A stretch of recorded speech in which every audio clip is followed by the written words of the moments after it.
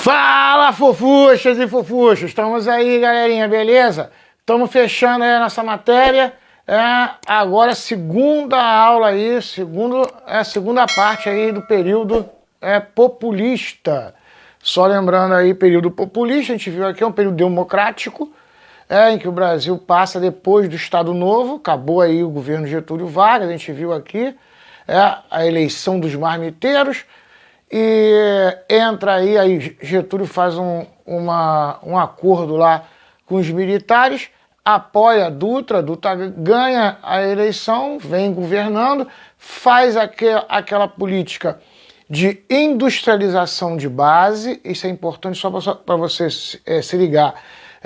Quando Dutra está investindo no aço, ele está investindo em usinas hidrelétricas, ele está investindo em estradas, ele está investindo na infraestrutura para você pensar, e por isso é importante a gente construir isso na cabeça.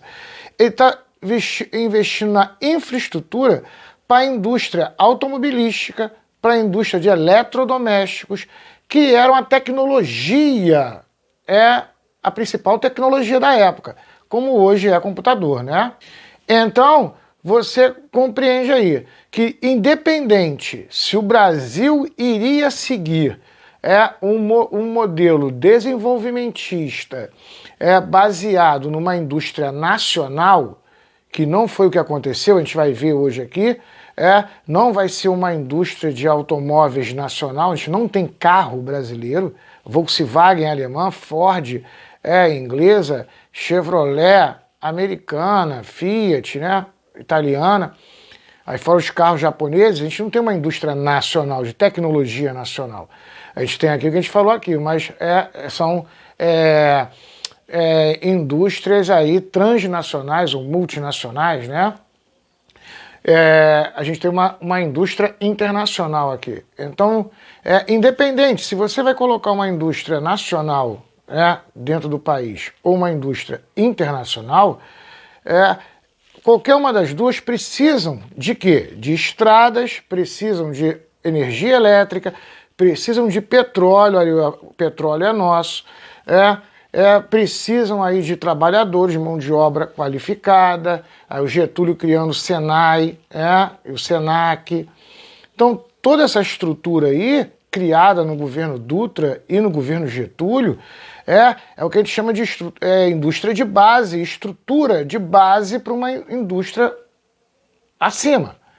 Então, essa parte de baixo foi construída por uma indústria nacional que a gente viu aqui. E você vai ver que a indústria de alta tecnologia vai ser internacionalizada.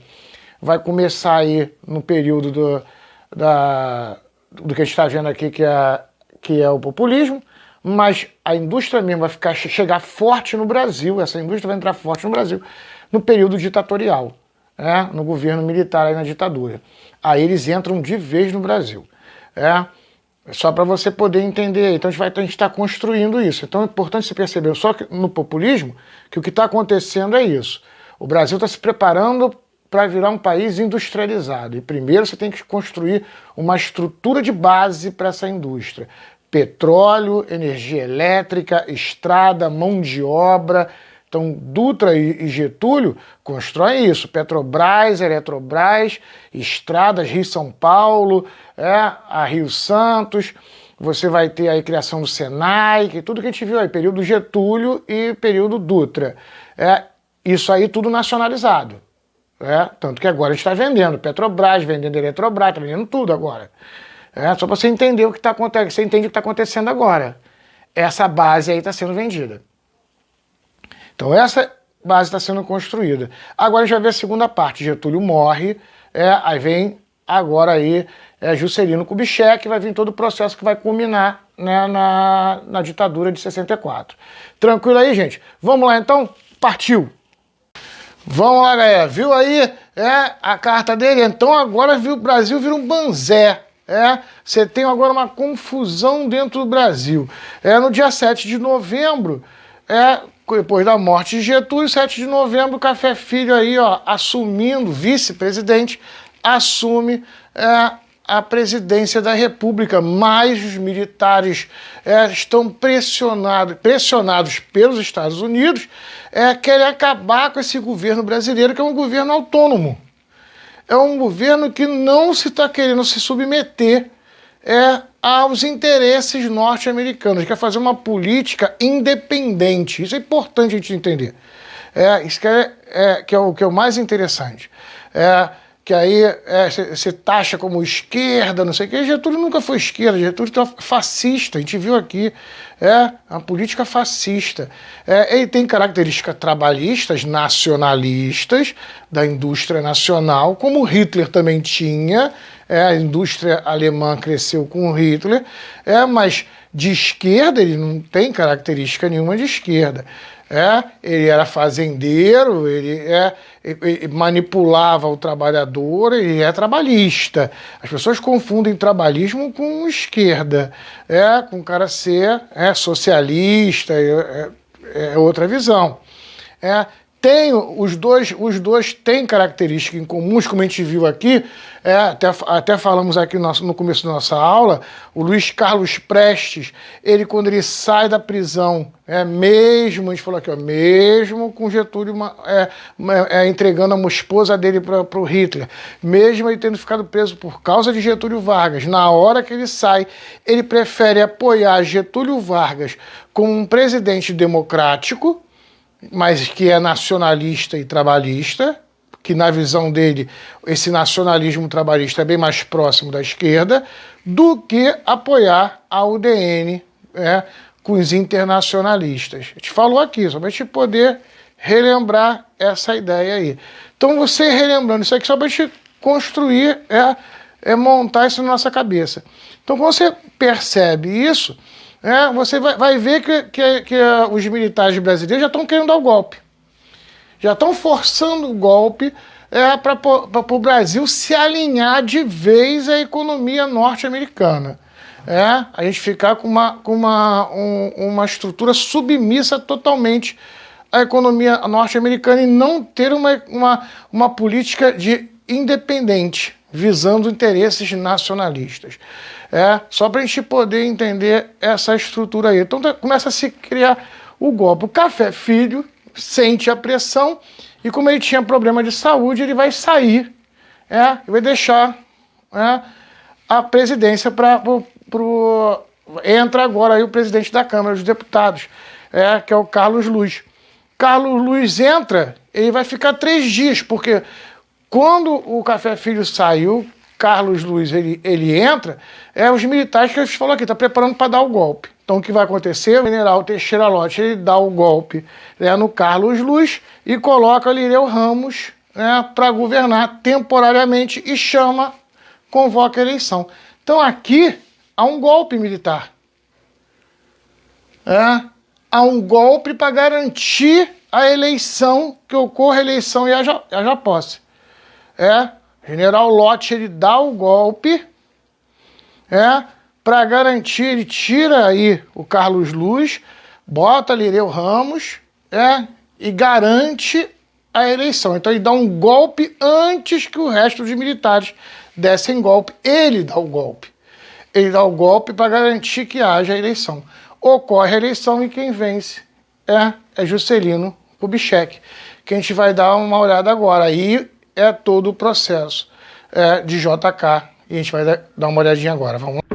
Brasileiros, até agora expus com a alma aberta como penso administrar o Brasil quando o povo brasileiro me honrar com a investidura de presidente de todos os brasileiros. Neste momento em que a voz dos candidatos vai ceder lugar à decisão alta e soberana do povo, quero sinceramente ter o único gesto, que para mim é o mais sagrado que um homem de consciência possa ter.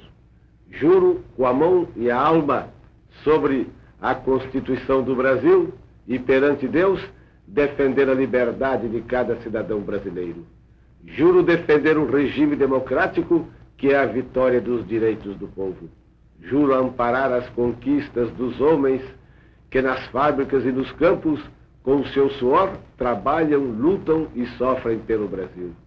Juro pela minha vida sob a égide desta Constituição, lutar pelo povo e em prol do progresso da nossa pátria imortal. Vamos lá, galera, então agora chegamos aqui a JK, Juscelino Kubitschek, né? Eleito pelo PSD, o partido também criado por Getúlio Vargas, a UDN, ela não vem, ela ficou de fora. Ela ficou tão queimada aí que não consegue. Tá JK aí como presidente e vice João Goulart. Lembrando aí, né? Só para deixar os... você não esqueceu o João Goulart aí, ó. O João Goulart é o vice dele. Então você tem aí de 1956 a 1961 JK. Agora ele vai se alinhar com os interesses norte-americanos. Ele é um presidente que se alinha aos interesses norte-americanos. Ele é o maior período do que a gente chama de desenvolvimentismo aqui, ó. Vamos lá, o lema dele político, da campanha dele para a presidência, né, era 50 anos em 5. Ou seja, iremos desenvolver o Brasil em 5 anos, o que se levaria 50 para se desenvolver. Vamos lá que tudo tem um preço nessa vida. Vamos discutir esse 50 anos em 5 aí. Vamos desenvolver o Brasil 50 anos em 5. Em 5 anos já desenvolveu o que levaria 50. Porque a indústria internacional está vindo. Então, só para você ter uma ideia, só para você fazer uma analogia. Hoje em dia é muito legal usar TV fina, Ultra HD, usar celulares que filmam em 4K, mas nada disso é tecnologia nossa. Tudo isso tem um preço a se pagar. Nós vivemos aqui, na verdade, com tecnologia estrangeira. Se todas as empresas estrangeiras saem do Brasil, a gente quase que volta para a Idade da Pedra. Para você entender o que a gente está querendo dizer. Então, esse desenvolvimento, 50 anos em 5 aí, estou dizendo que é bom, que é ruim, não. Eu só estou mostrando para a gente, como a gente faz ciência, que ele tem um preço a se pagar. Você tem um desenvolvimento transplantado, ele não é nosso, ele não é uma tecnologia nacional. Importante a gente compreender essa estrutura. Vamos lá. Ele vai criar aí, ó, plano. E outra coisa da campanha dele a campanha dele é baseada também naquele discurso que a gente chama de indústria da seca. Vamos lá, o Nordeste. Que hoje, né, a rapaziada mais nova hoje às vezes nem entende muito bem isso. Vamos lá, o Nordeste, né, nesse período aqui populista, passava por secas monstruosas, onde populações inteiras morriam de fome dentro do interior do Nordeste, nas secas nordestinas, e muitos tinham obrigados a, quando chegava o período de seca, ter que vir trabalhar na beira da praia, ali na Bahia, no litoral nordestino, para poder sobreviver. Aí aquele subemprego como mendigos, né, aquela coisa toda, prostituição infantil e esse tipo de coisa. Acredito que em geografia vocês tenham visto já os movimentos populacionais que ocorrem dentro do Brasil. Então você tinha aí todo um processo que isso acabou, pelo menos está terminando. Por quê? Porque o sonho da construção de uma ramificação, se puxar a água do Rio São Francisco, uma transposição, das águas do Rio São Francisco para dentro da área de seca, para acabar com a seca dentro do interior do Nordeste, e isso começou uma construção a ser feita nos governos trabalhistas do Brasil. E que agora foi inaugurada aí, terminada, nesse governo atual. Ele veio sendo construído, foi um projeto trabalhista. Então hoje você não vê mais se discutir seca no Nordeste por causa da transposição do Rio São Francisco, que foi uma briga essa transposição. Aqui eu não estou querendo dar mérito para ninguém, querer dizer que fulano é bonzinho, que fulano é ruim. Agora, é indiscutível. O projeto é um projeto trabalhista. Agora, as intenções dos trabalhistas em relação a isso, a gente não está aqui para discutir. Agora, é um projeto trabalhista, que foi construído todo ele ao longo de governos trabalhistas. E agora está sendo entregue por outro governo, para a gente entender. E que até se desenvolver essa transposição do Rio São Francisco, existia dentro da política o que a gente chama de indústria da seca, que aí JK se vale disso. O discurso que eu vou acabar com a seca do Nordeste, eu vou acabar com a pobreza no Nordeste, para ganhar o nordestino, para que o nordestino vote nele. Ganhar a massa nordestina, para que a massa nordestina vote nesse político. Percebeu? A gente entender essa estrutura. Aí você entender toda a discussão, por que os partidos trabalhistas no Brasil têm uma grande força dentro do Nordeste. Aqui a gente não está discutindo certo e errado, é importante entender isso. Ciência, história não é contar história, não é contar historinha. História é ciência. Tudo que a gente fala é baseado em fatos físicos. Importante entender isso, sempre relembrando isso aí. Então é importante a gente entender que a política trabalhista dentro do Brasil, ela tem um forte apelo populista voltado para o Nordeste. A base eleitoral deles está ligada a isso. Tá ligado? Depende se você acha legal, se não acha legal, se você concorda, se acha errado, se acha certo. É importante a gente entender isso. Negar isso é não fazer ciência. Percebeu? Aí é querer colocar a sua posição política na frente daquilo que é o fato ocorrido. Isso não pode. Então, estou mostrando para você a indústria da seca. Então, o discurso de JK eu vou acabar com a seca, eu vou criar a SUDENE, Superintendência de Desenvolvimento do Nordeste. A ideia de desenvolver o Nordeste para o Nordeste não ter mais seca. Que você vai ver que o JK não vai resolver, e todos os presidentes que vão vir depois, ditadura militar e depois, todo mundo sempre com o mesmo discurso em relação à seca, que vai acabar com a seca, isso nunca era resolvido. Esse problema de desenvolvimento do Nordeste nunca era desenvolvido. É importante a gente entender em relação à seca. Eu só vou dar um exemplo aqui, fugindo aqui do Brasil, para você entender. Dentro dos Estados Unidos, e isso foi uma discussão até no Brasil durante um tempo muito forte, para você ter uma ideia, que existiriam várias ideias para o Nordeste. Uma seria fazer o que os Estados Unidos fez com o deserto deles. O governo norte-americano ele autorizou o jogo, cassino, no deserto. Então, naquele território do deserto, você pode ter cassino. O que acontece? O interesse financeiro fez surgir o quê? Uma cidade no meio do deserto, chamada Las Vegas. Ou seja, o deserto que não tinha nada, agora tem um super desenvolvimento econômico baseado no quê? No jogo. Nos Estados Unidos, os estados são proibidos de ter jogo. Quer jogar, tem que ir para Las Vegas. Pronto. Você cria agora uma cidade inteira no deserto e faz com que aquela área que não era economicamente produtiva, agora seja economicamente produtiva.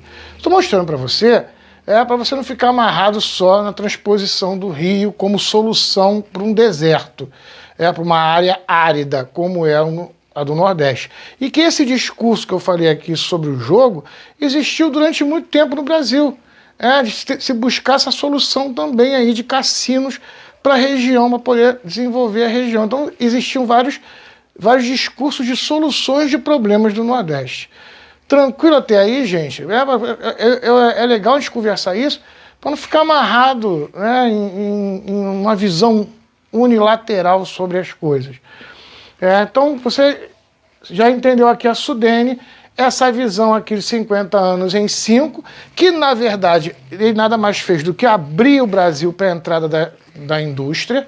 Então, chega no Brasil o automóvel, a geladeira, o fogão, a televisão agora, eu estou falando aqui, não é chegar, aqui já tinha, mas chega para a gente falar classe C, né, para a classe mais baixa, fogão, a gás, geladeira, som, aparelho de som, televisão, isso tudo, automóvel, chega ao alcance da classe mais baixa. É como o celular.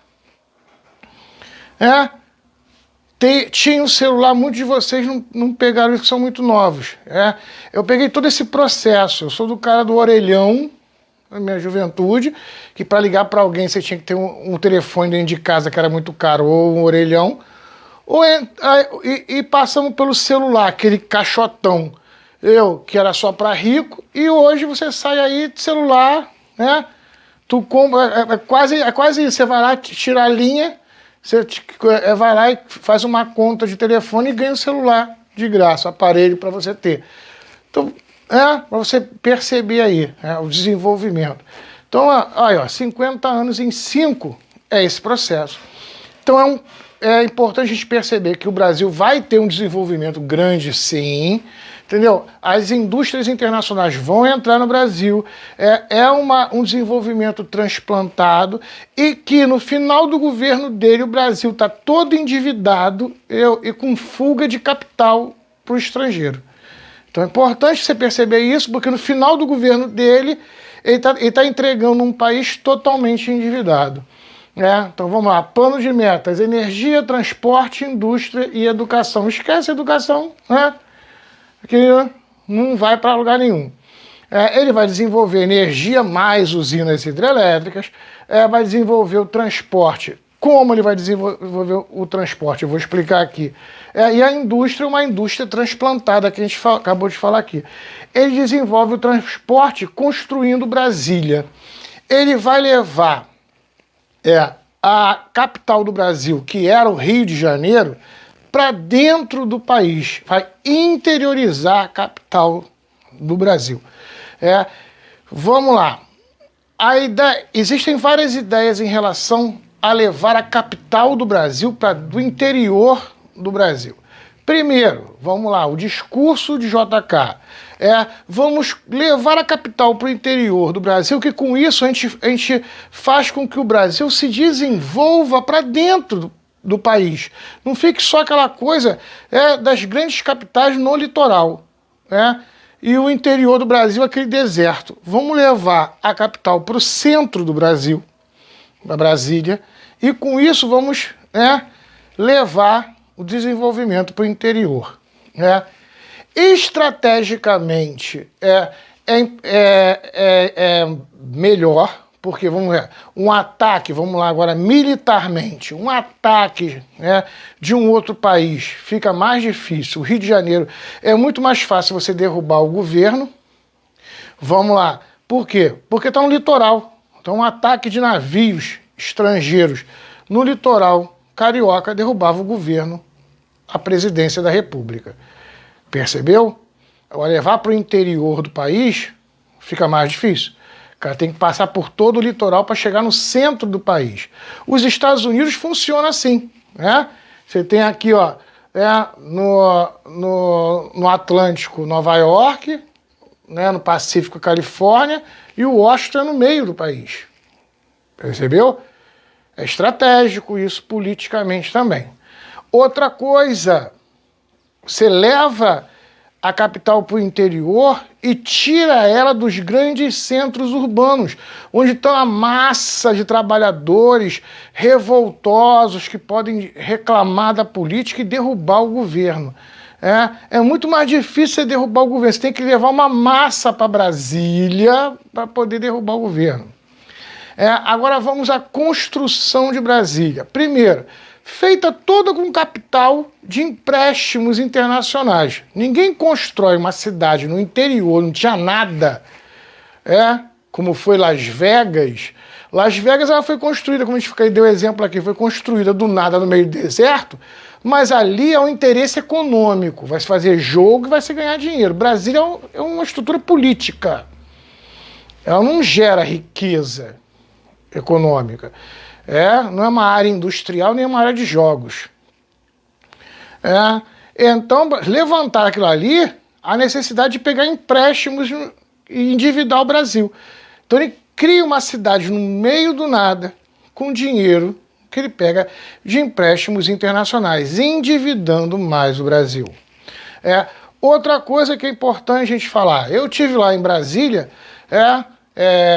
já umas três ou quatro vezes em Brasília, a cidade é muito linda. Primeira coisa que é só para você entender aí, na verdade o que a gente chama Brasília aqui, não é Brasília, é tudo.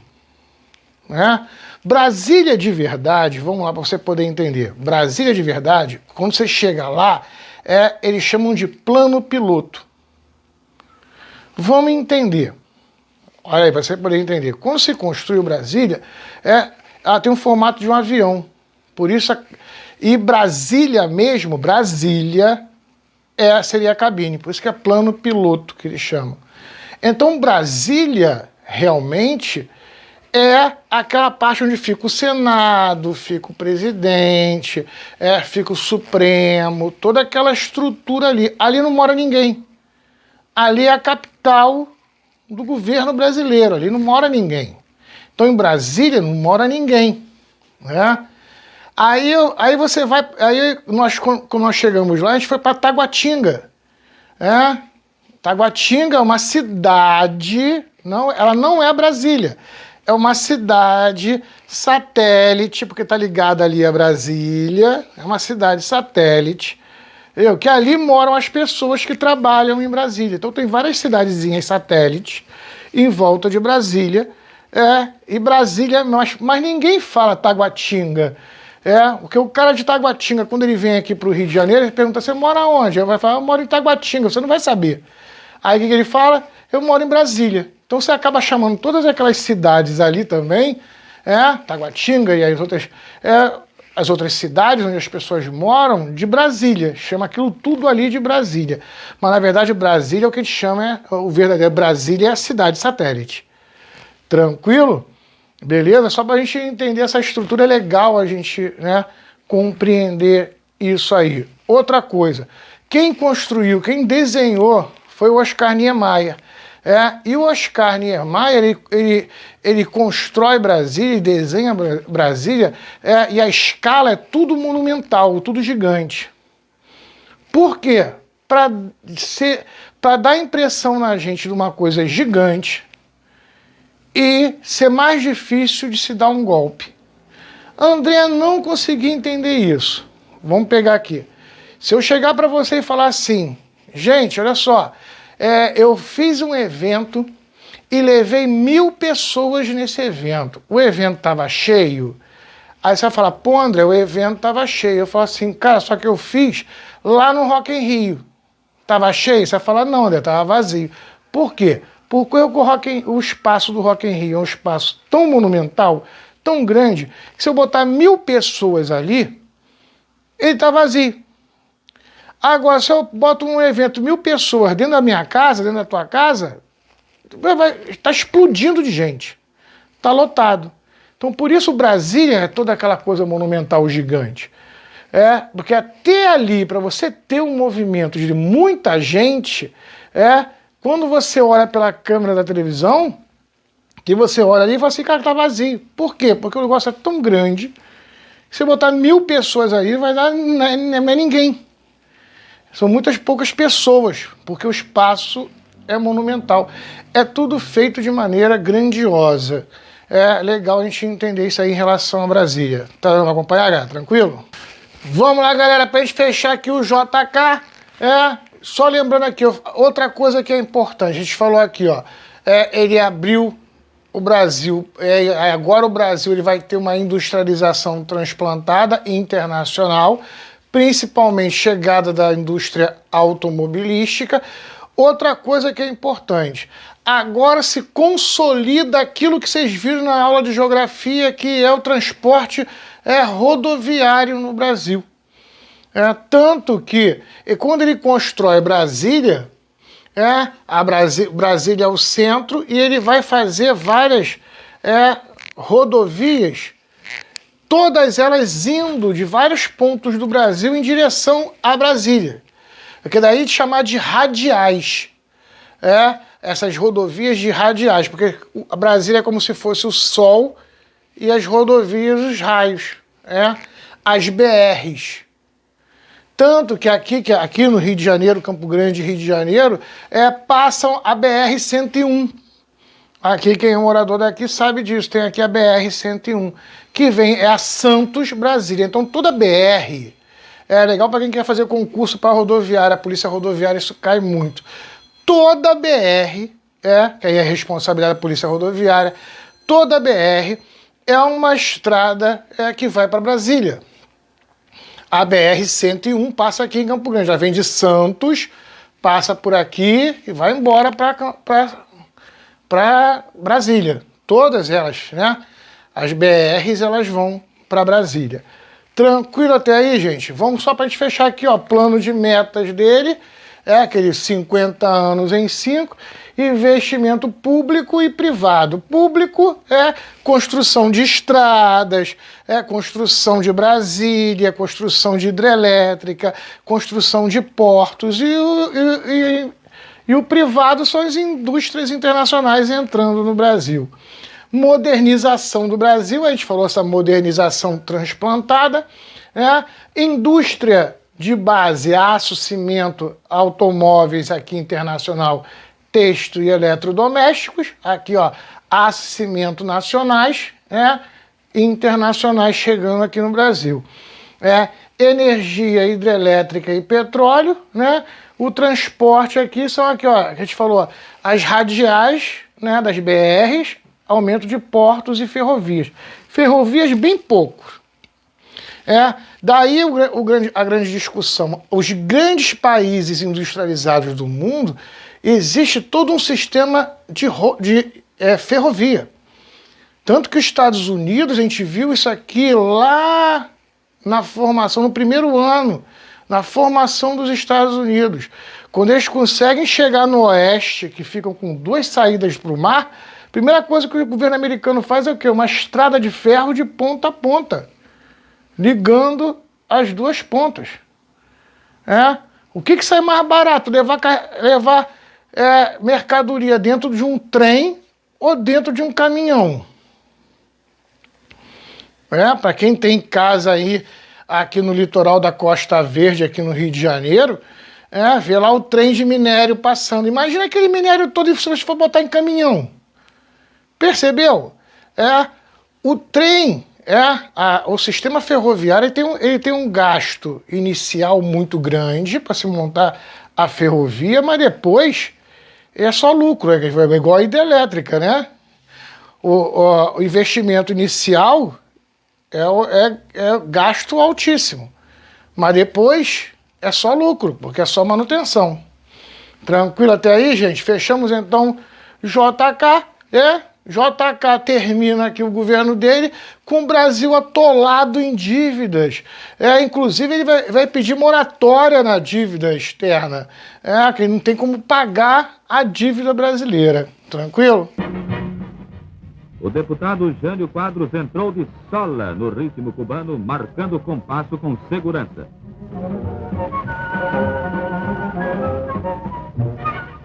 Dirige-se agora para a estação, onde concedeu à imprensa local uma entrevista coletiva na qual fez um relato de suas atividades como candidato à presidência da República.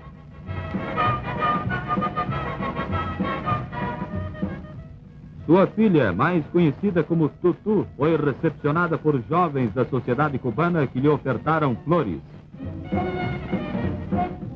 Outra vez os rumbeiros fazendo sua propaganda e convidando para acompanhá-los uma alta personalidade brasileira que acaba entrando no brinquedo. Aí está, o senador Afonso Arinos. Fidel Castro, valoroso líder revolucionário de Cuba, apareceu no aeroporto a fim de recepcionar a comitiva de brasileiros em visita à sua terra, agora liberta do jugo ditatorial de Batista. Jânio e Fidel falaram às rádios de Cuba. Manteve ainda o líder cubano animado bate-papo com elementos da comitiva nacional. A confraternização foi das mais perfeitas. Olhado e admirado como um deus em Cuba. Beleza, galera, olha só, depois agora dos governos JK, aquele governo trabalhista, pelo menos no discurso, ele vem como herança do trabalhismo, né? Que na verdade ele é totalmente aí internacionalista, a gente viu aqui, e entrega um país endividado, vai vir Jânio Quadros. Jânio Quadros ele vem no partido PTN, que é um partido menor, mas ele tinha um programa de rádio e ele tinha todo um discurso anticorrupção, moralista, conservador, da família, da moral. A gente conhece bem esse discurso. Vou acabar com a corrupção. Ele vem com todo aquele discurso moralista, anticorrupção, né? E com toda essa estrutura, e batia na mesa no programa, safado, se é comigo, isso é aquilo, isso tudo é populismo, isso tudo é aquele discurso populista, safado, se eu pego ele, eu faço isso, blá blá blá blá, né? Que falar grosso, né? E tal, isso tudo vende para o trabalhador a ideia, né, daquela solução fácil e rápida, é só fazer assim que acabou todo, e bababá. Então, essa visão, né, de Jânio Quadros, ela cola com, né, esse moralismo político dele aí, ele cola. O lema dele de campanha: vamos varrer a corrupção e a bandalheira. Então era varre, vassourinha, para varrer a corrupção do Brasil. Todo mundo vem varrer a corrupção do Brasil, né? Todo mundo vem com esse discurso e ainda cai nesse discurso de vai acabar com a corrupção do Brasil. A corrupção não tem rosto, né? É uma coisa sem rosto. Vai acabar, herdou os problemas econômicos lá do JK, a inflação e o déficit público, que a gente falou aqui. O JK gastou muito, e ele pega um país endividado. O que acontece? Você tem um país endividado, né? Você está todo endividado no teu cartão de crédito. Vamos dar um exemplo aqui. Eu te entreguei a administração da casa e te entreguei com o cartão de crédito estourado. Como você tem que fazer para poder resolver o problema? Não tem mágica. Esquece político que vai fazer milagre econômico para você. O brasileiro acredita em milagre econômico. Simplesmente, ele vai fechar a economia, ele vai fazer com que tudo fique muito caro para você diminuir o consumo, mas aí aumenta desemprego, percebeu? Mas aí o país economiza, sobra dinheiro dentro do governo, e fazer o quê? Tentar vender o máximo possível de produtos para o exterior. Então, a política é sempre a mesma, porque é igual na sua casa. Você está devendo muito, você tem que fazer o quê? Tem que desligar a luz, chuveiro só, rapidinho, nada de ficar no telefone muito tempo para não gastar telefone, luz elétrica, final de semana não vai sair para não gastar na night, vai de ônibus, não pega Uber para poder economizar, e tudo. Uma série de coisas para economizar. Cara, não vai ter queijo, né, nem iogurte.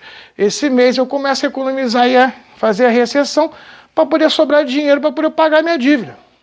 E vou tentar fazer serviços extras para conseguir mais dinheiro. Então, o Jânio, ele precisava fazer o quê?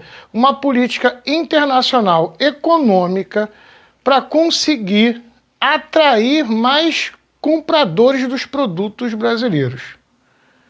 Tranquilo até aí, gente? O problema é, como vender mais se nós estamos vivendo, neste momento aqui, um período de Guerra Fria, onde você tem o bloco socialista e o bloco capitalista. Os países do bloco capitalista não podem fazer acordos econômicos com o bloco socialista, porque os Estados Unidos não quer. Os Estados Unidos quer sufocar a economia socialista. E para fazer isso, todos os países que estão alinhados com os Estados Unidos não podem vender nada para países socialistas. Por isso, países socialistas passarem aperto. Só que com isso, os países mais pobres capitalistas, como o Brasil, sofrem também, porque tem como mercado dos seus produtos primários soja, açúcar, arroz, farinha, esses produtos, petróleo, minério de ferro, esses países socialistas. Então o Brasil não podia vender para esses países. É nesse momento que o Jânio Quadros ele vai fazer o quê? Ele vai tentar fazer uma política independente norte-americana. Percebeu? Foi o que eu falei, que estou falando aqui na aula. Toda vez que você tem um governo no Brasil que tenta fazer uma política independente, ele é mal visto. Então ele vai tentar fazer acordos com os países socialistas para vender produtos para lá. Política interna dele, o que ele vai fazer? Foi o que a gente falou aqui, ó. Vamos lá. Combate à inflação e moralismo. A gente vai discutir daqui a pouco esse moralismo dele. Congelamento de salários, limite de crédito, corte de verbas, proibição, aí aqui vem a parte,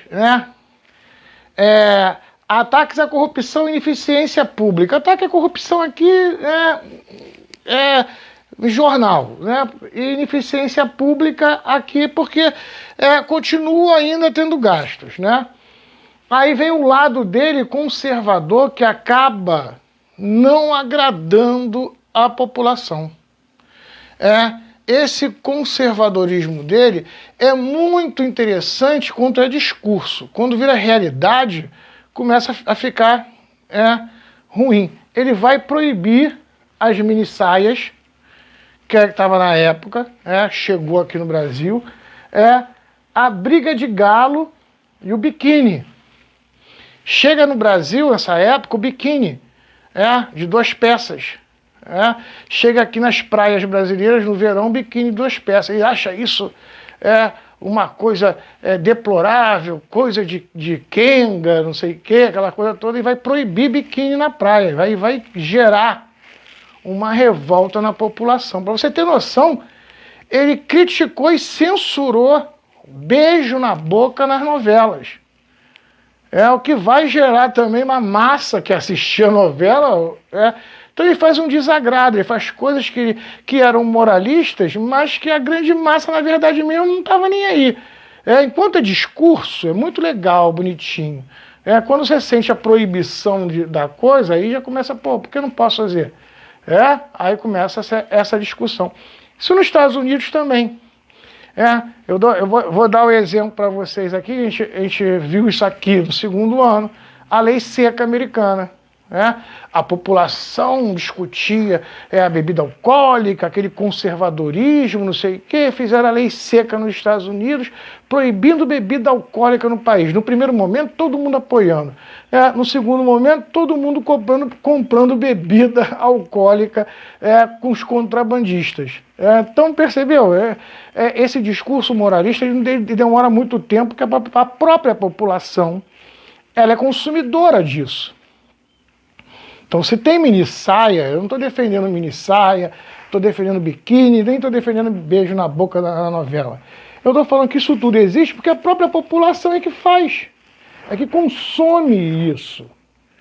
Percebeu? É para a gente entender essa estrutura. A proibição desse tipo de coisa ela não soluciona, nem acaba, porque se essas coisas existem é porque a própria população anseia por esse tipo de coisa e faz esse tipo de coisa.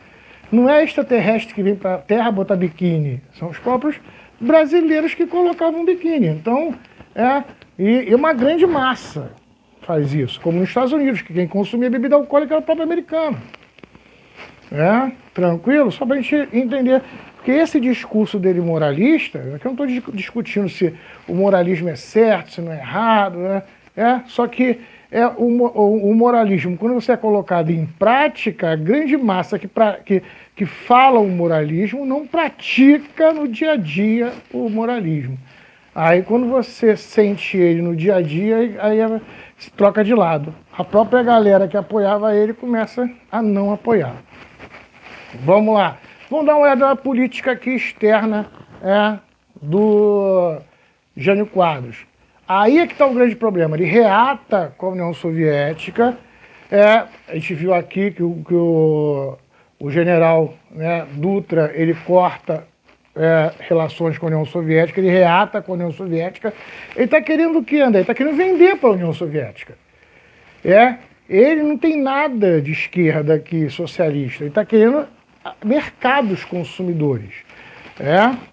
Ele vai sair em defesa de Cuba na Organização Internacional do Comércio e vai condecorar com a Ordem do Cruzeiro do Sul o Che Guevara, um herói de batalha lá de Cuba.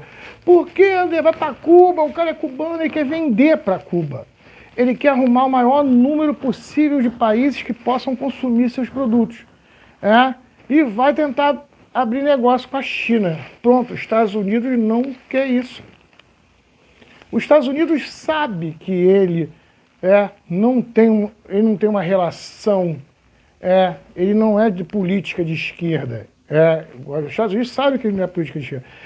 Os Estados Unidos está com um bloco que a gente falou aqui para fazer o quê? Para sufocar a economia dos países socialistas. Então ele não quer que Jânio Quadros faça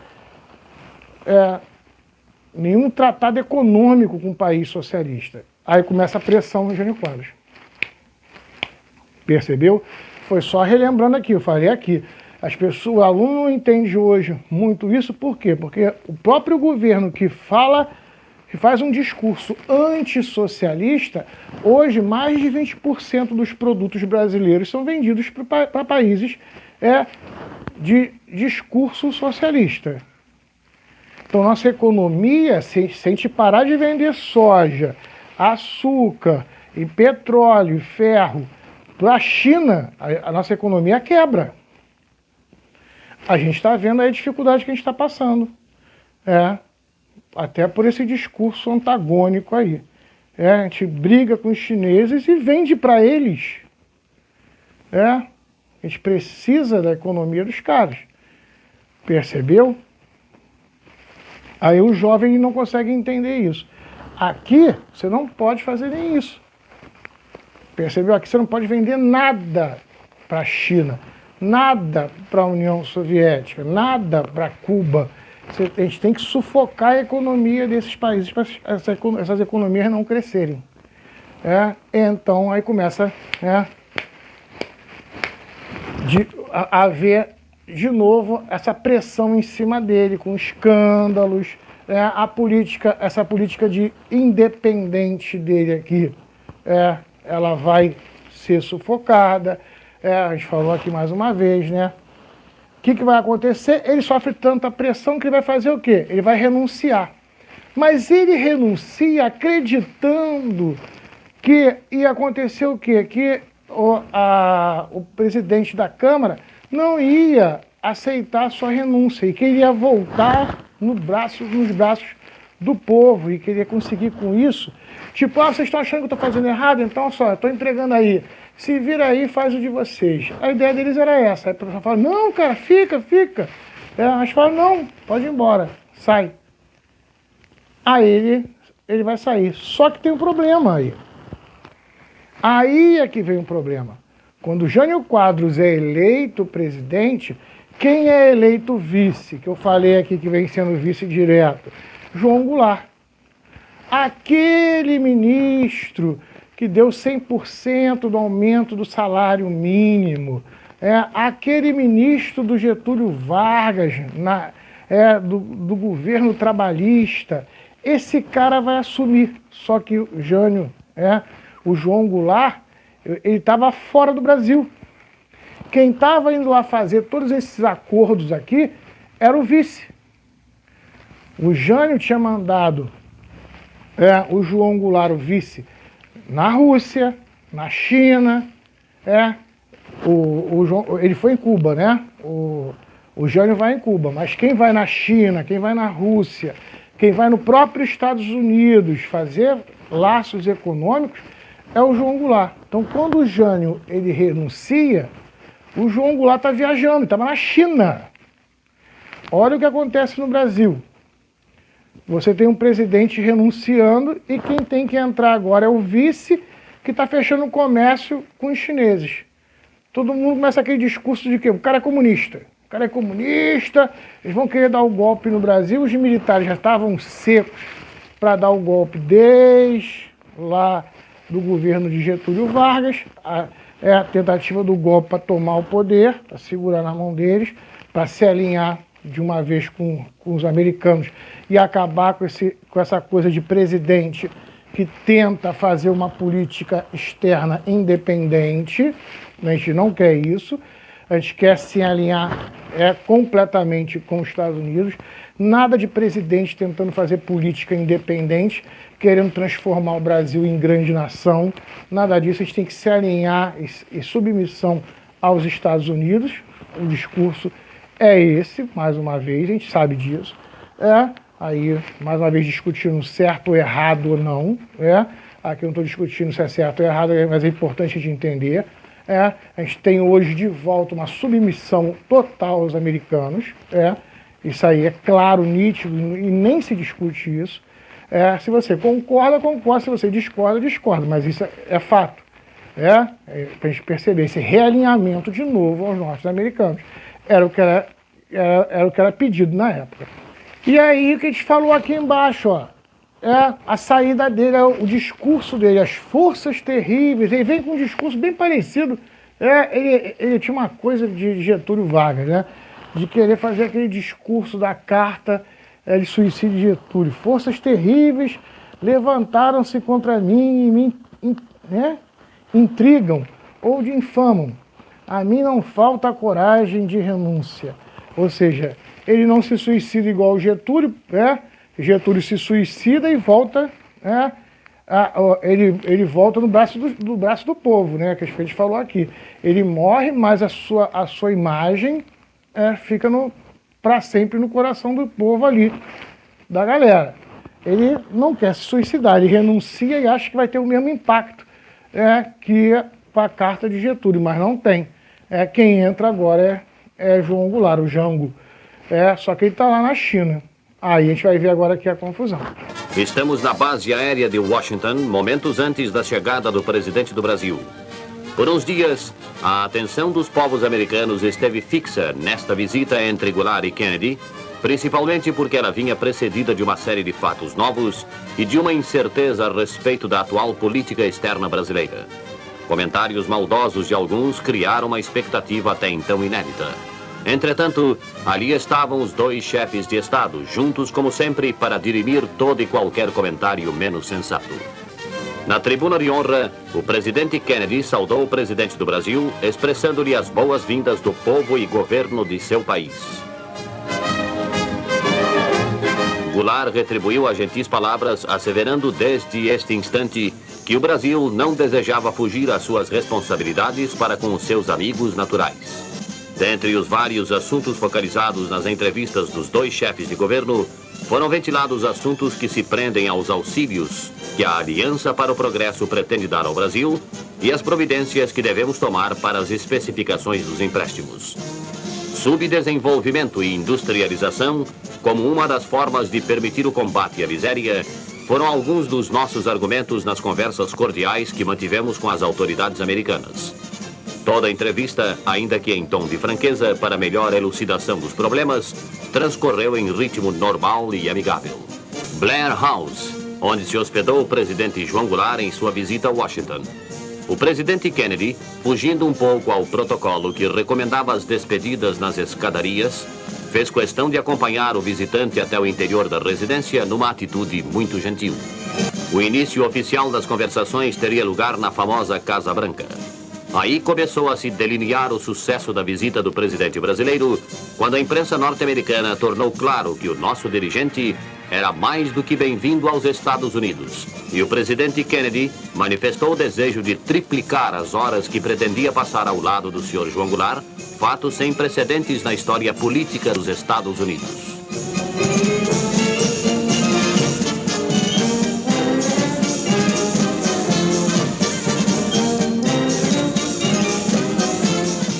No dia seguinte, dirigindo-se ao Congresso americano, o presidente do Brasil abordou pontos principais da atual política brasileira, acentuando que o seu povo acredita nas instituições democráticas e que dentro delas empreende a sua grande luta de combater o subdesenvolvimento.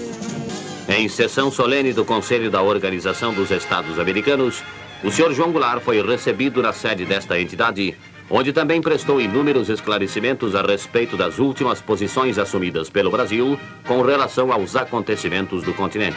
Tomando um carro aberto, o nosso presidente iniciou o desfile no histórico Parque de Nova Amsterdã até o Palácio da Municipalidade. Durante os quase 3 quilômetros do desfile, o visitante manteve-se em pé no carro que avançava em marcha lenta, sorrindo e acenando para as sacadas da Broadway, de onde milhares de pessoas lançavam uma verdadeira chuva de papéis picados. Não se verificou nenhuma das demonstrações de grupos anticubanos que poderiam empanar o brilho das manifestações, o que, por certo, pode se atribuir às declarações elucidativas do Sr. Goulart em Washington. O Sr. João Goulart, chegando aos Estados Unidos, no momento em que tantas dúvidas se lançavam no espírito do seu povo, teve a capacidade de esclarecê-las em prol da amizade entre os dois povos, que, hoje, mais do que nunca, se afigura como indispensável aos povos defensores da democracia. Vamos lá, galera. Nosso último presidente aí agora, que era o vice, né, João Goulart, vai de 61 a 64. Ele foi eleito vice de Jânio Quadros, ele vem pelo PTB. Só para a gente entender aí. O que vai acontecer? Quando o Jânio Quadros ele renuncia, os militares preparam um golpe, que não vão deixar o João Goulart assumir o governo, porque veem ele como um comunista. A gente sabe que a gente falou aqui agora, não tem nada de comunista.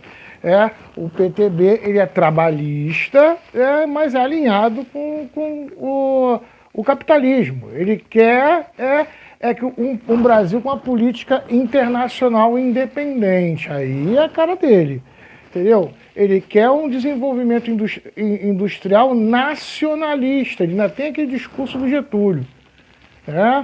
A ideia de fazer uma indústria nacional, de fomentar uma indústria nacional, independente das indústrias estrangeiras. Mas esse discurso já não se quer mais no Brasil. Já passamos por JK e as indústrias internacionais já estão aqui dentro. A gente não se quer mais esse fomento aí. Foi o que a gente falou. A indústria nacional brasileira ela já se alinhou à indústria estrangeira. Então ela não quer isso. Esse discurso dele não cola com as elites. Mas ele tem o apoio popular dos trabalhadores. Ele é o ministro que deu 100% do aumento do salário mínimo. Lembra que a gente falou?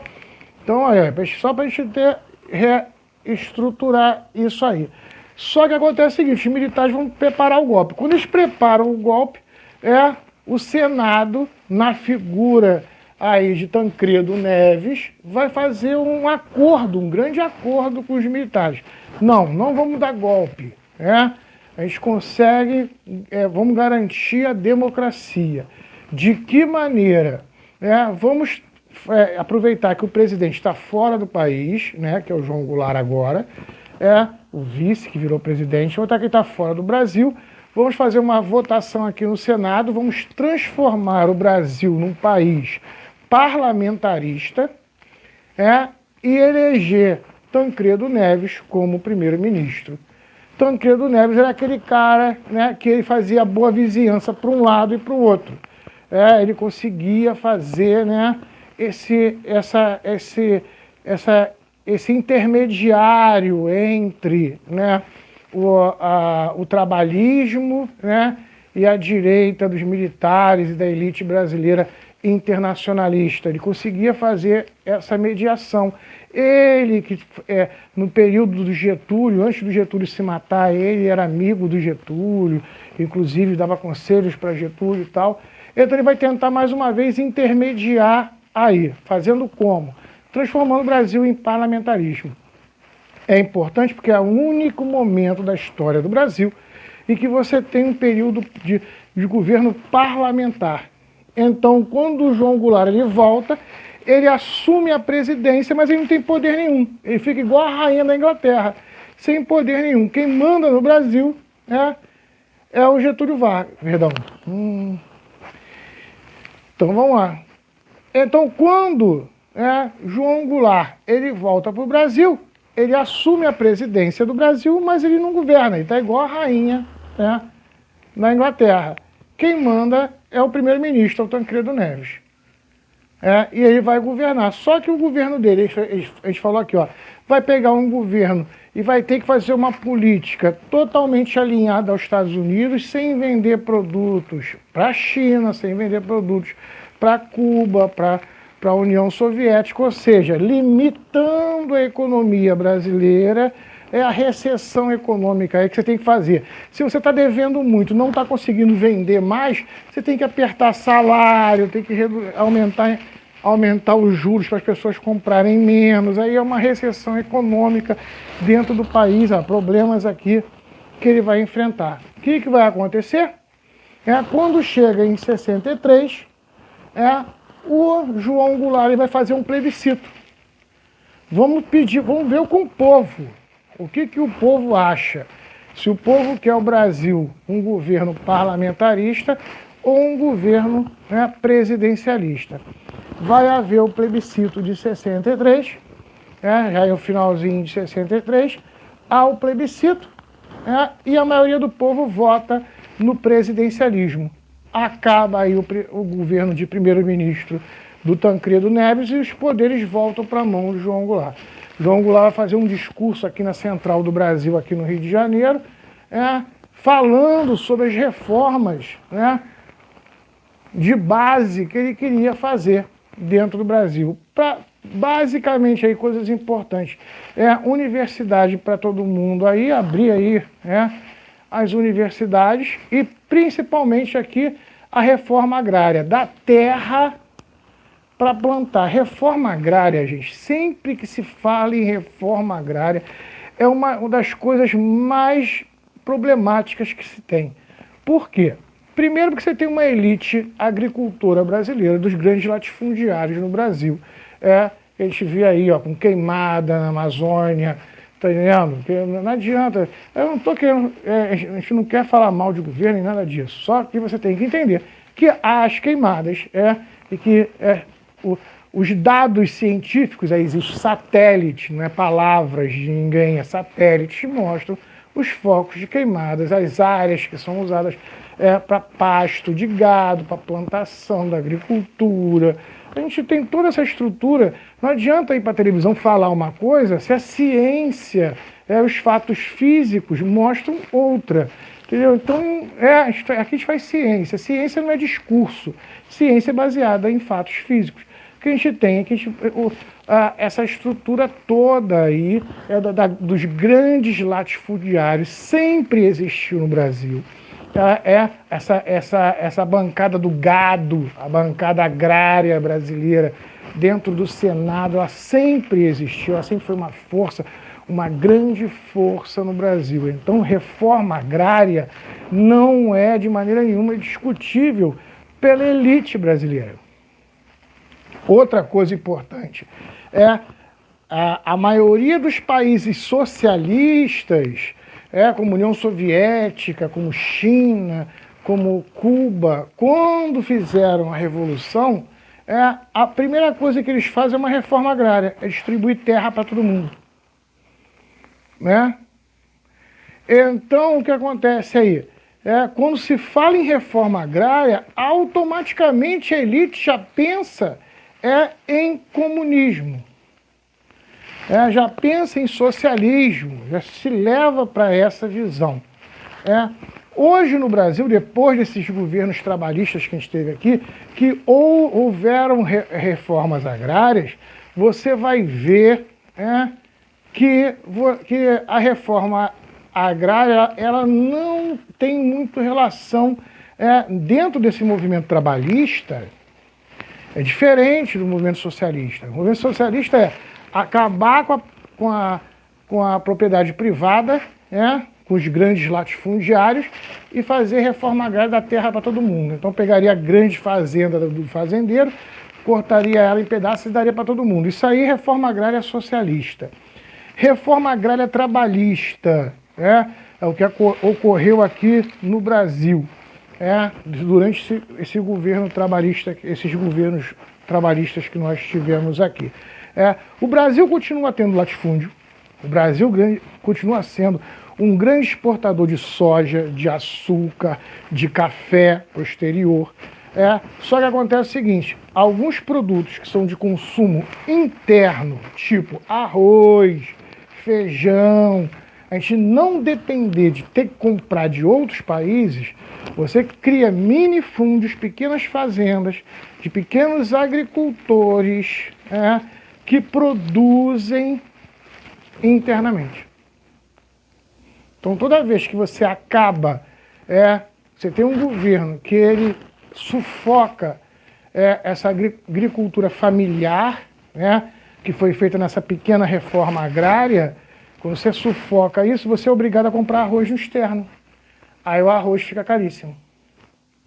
Porque quem produzia no Brasil para de produzir.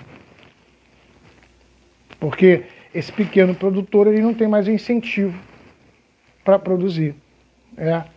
Para você entender o que é reforma agrária trabalhista. Agora que você entendeu isso, voltando para o conteúdo, aqui não se entende isso. Aqui você está em Guerra Fria. Esquece isso. Falou reforma agrária, você pensa logo em comunismo. Entendeu? Ele faz esse discurso na Central do Brasil, os militares fazem o quê? Golpe de 64.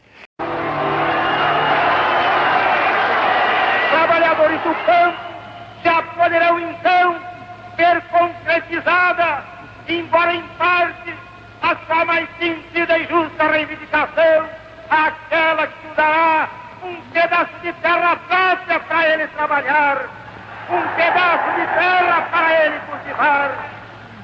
Aí então, o trabalhador e a sua família sofrida, irá trabalhar para ele, porque até aqui ele trabalha para os donos da terra que ele aluga, ou para os donos da terra que ele entrega sua produção.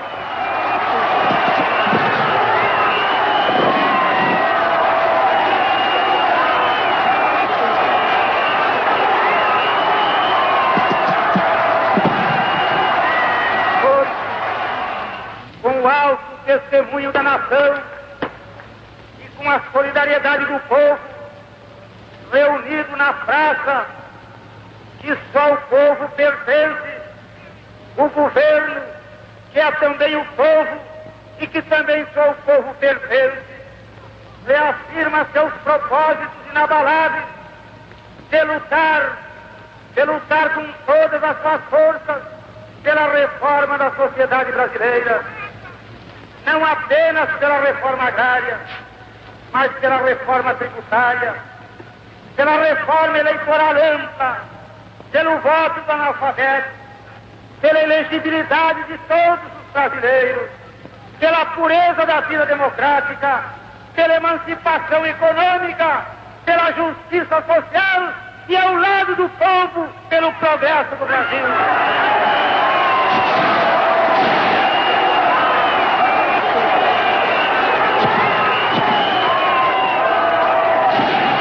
Derruba ele o que está pensando em fazer, transformar o Brasil num país comunista. Aí vamos alinhar com os Estados Unidos. Aí para o nosso próximo bimestre a gente vai ver aqui todo o período aqui do sistema da política militar no Brasil. A gente vai ver o período aí da política militar. Isso aí, fofuxos, beleza? Tranquilo? Então fechamos o nosso conteúdo aí, vimos todos o populismo, chegamos aí em 64, fechou nossa matéria. Estamos fechando aí o conteúdo.